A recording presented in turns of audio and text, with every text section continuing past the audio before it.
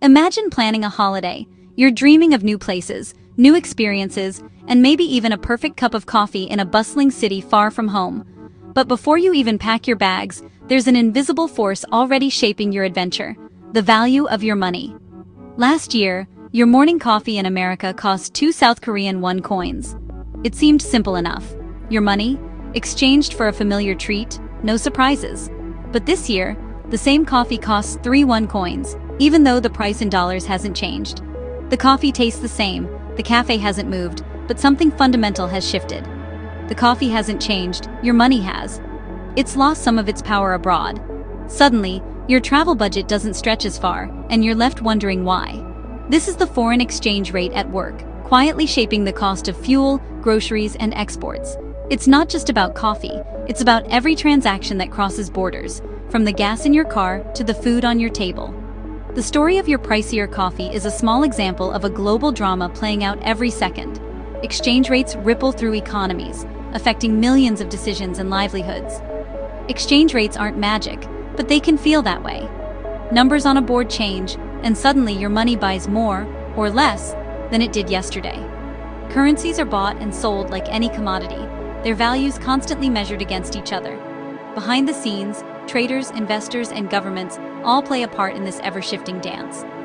When the won weakens against the dollar, you need more won to buy the same dollar or the same coffee.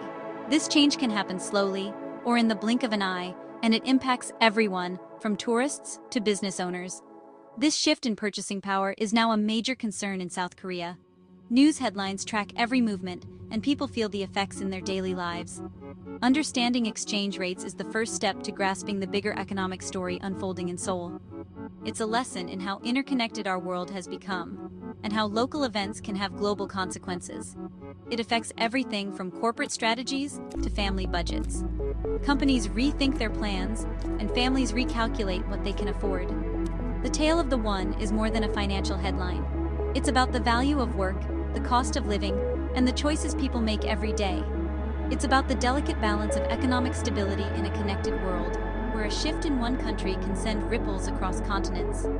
In the end, it's a story that touches us all, reminding us that money's magic trick is really about the power and the limits of what our currency can do in a global stage. Currency is more than just paper bills and metal coins. It's a unit of trust, a symbol of a nation's economic identity, and a tool that connects millions of people in their daily lives. Every time you hand over a bill or swipe a card, you're participating in a system built on shared belief in the value of that currency. Currency is the language of value in a country, allowing people to buy, sell, save, and invest. It's how we measure worth, settle debts, and plan for the future. In South Korea, that language is the won. The won is more than a medium of exchange. It's a thread that weaves together workers, families, and businesses, enabling the entire economy to function smoothly. But the won's value isn't set in stone. While it may feel stable when you're shopping at home, its power on the world stage is always shifting, influenced by countless global forces. The US dollar is the world's benchmark currency, and the strength of the won is usually measured against it. This comparison shapes how much Korean goods cost abroad and how much imports cost at home. Exchange rates are set in the global Forex market, where currencies are bought and sold every second. These rates are driven by supply and demand, reflecting the world's appetite for Korean products, investments, and even its culture. If global investors want Korean goods, technology, or stocks, they need to buy won, making it stronger.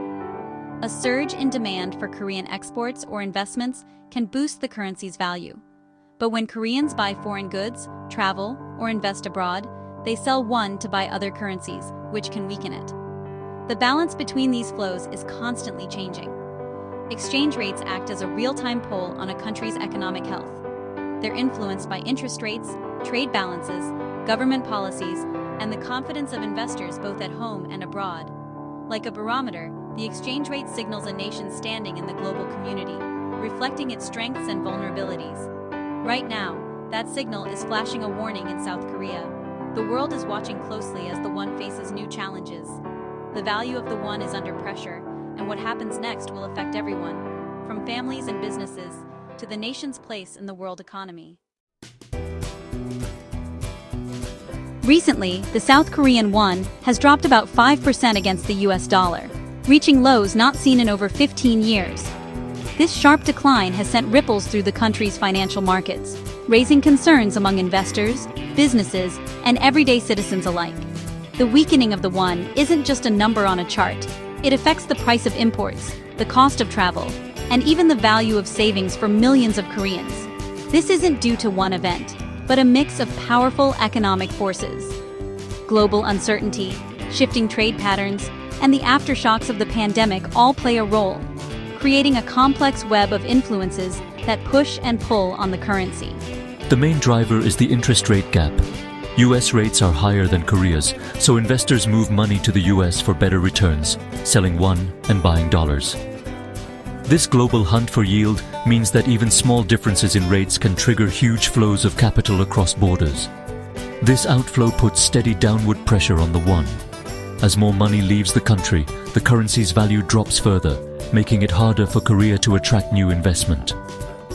More Koreans are also investing abroad, selling won for dollars, which further weakens the currency. Whether it's for education, travel, or seeking higher returns, this growing demand for dollars adds to the pressure. Uncertainty about future US rate cuts and Korea's own policy adds to the pressure, making the interest rate gap likely to persist.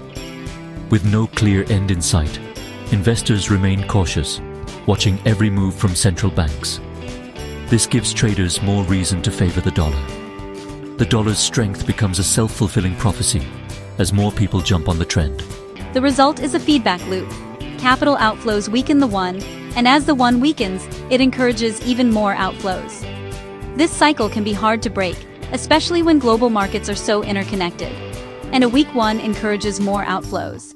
Everyday Koreans feel the impact, from higher prices on imported goods to uncertainty about their financial future. Policymakers in Seoul now say they can't just watch, they must act. They're considering new measures to stabilize the currency and reassure the public. The won slide is a national concern, touching every corner of society and prompting urgent debate about the best path forward. For most people, exchange rates seem distant, but a weaker won hits home, literally.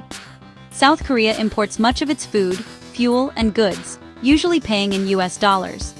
When the won weakens, it costs more to buy those dollars, raising import prices. Everyday costs, breakfast, petrol, school lunches creep up, squeezing family budgets. This is imported inflation. Even if salaries stay the same, each one buys less, forcing tough choices. Those on fixed incomes feel it most, as the weaker one acts like a silent tax. Rising import prices can trigger a cycle of inflation, eroding confidence and slowing the economy. A weaker won can help big exporters, but for most Korean businesses, it's a headache. Small and medium-sized firms, the backbone of the economy, struggle most. They rely on imported materials, so costs soar when the won falls. Unlike big conglomerates, small businesses can't hedge currency risks easily. They must absorb higher costs or raise prices, risking customers. Even exporters can lose out if they pay more for imported components. For example, electronics makers may see any export advantage wiped out by pricier imported microchips. Bank of Korea's Kim Jong-hwa warns that poor currency hedging can hurt exporters.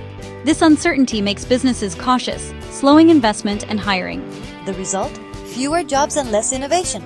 The falling won threatens the stability and growth of Korea's vital business sector. It's not just an importer's problem, it's everyone's. For foreign investors, a weak won makes Korean assets cheaper, but currency losses can erase stock market gains. This risk makes investors cautious, weighing potential profits against possible currency declines. Korean investors, facing low rates at home, move money abroad for better returns, selling won for dollars. This capital flight weakens the won further, creating a feedback loop. Policymakers worry about this cycle. Outflows weaken the won, making overseas investments even more attractive. The challenge is to keep domestic investment appealing without restricting global opportunities. Investor confidence is crucial. Their choices can stabilize or destabilize the currency. The stakes are high for Korea's economic future. With the won's decline, South Korea's financial authorities have shifted from silence to action, Bank of Korea's Kim Jong-hwa declared they can't just sit by, signaling readiness to intervene in currency markets. His statement was a warning to speculators and a sign of policy change. Officials know a weak won fuels inflation and squeezes households and small businesses. Public acknowledgement is the first step toward action, preparing everyone for possible policy shifts. The Finance Ministry and other agencies are joining the effort, showing a united front. Stabilizing the won will require both central bank and government action. These statements are strategic signals to markets and the public. Korea's leaders are on high alert. To defend the won, authorities have several tools. Verbal intervention, publicly expressing concern, can sway markets and deter speculators. If that's not enough, the Bank of Korea can use its reserves to buy won, creating demand and boosting its value, though this is costly and limited. Raising interest rates is another option, making won assets more attractive, but it risks slowing the economy. Authorities are also exploring creative solutions, like having the National Pension Service raise dollars abroad, reducing pressure on the won. These combined efforts show a sophisticated approach to restoring stability. The challenge is balancing short-term fixes with long-term health. Every move is watched by markets and investors. The outcome will shape Korea's economic path. The won's struggles are a lesson in global interconnectedness. No nation is an island. Countries everywhere face similar pressures, balancing growth and currency stability amid US dollar dominance.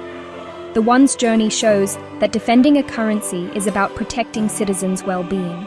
Exchange rates affect the price of coffee, electronics, and clothes, reminding us that money's value shapes our lives. The Bank of Korea's vigilance is a reminder. Currency strength must be managed and defended.